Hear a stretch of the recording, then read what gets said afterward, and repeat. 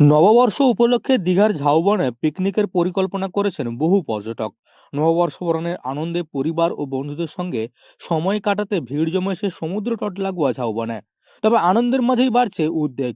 পর্যটকদের অসতর্কতার কারণে আগেও একাধিকবার দীঘা ও কাঁথি বনাঞ্চলে আগুন লাগার ঘটনা ঘটেছে। পিকনিকের মরশুমে বিভিন্ন জায়গা থেকে আগুন লাগার খবর এসেছে।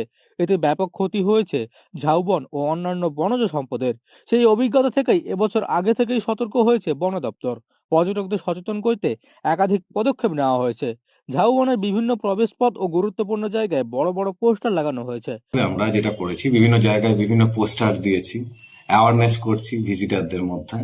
এবং আমরা আমাদের যে ফরেস্ট প্রোটেকশন কমিটি আছে এবং বন দপ্তরের স্টাফদের নিয়ে আমরা একটা মিটিং করেছি এবং পুলিশ প্রশাসনের সহযোগিতা নিচ্ছি যাতে এই ধরনের ঘটনা না ঘটে। বনে আগুন লাগা আইনত দণ্ডনীয় অপরাধ, তো আমরা সেক্ষেত্রে তো স্ট্রিক্ট অ্যাকশন নিতেই হবে আমাদের।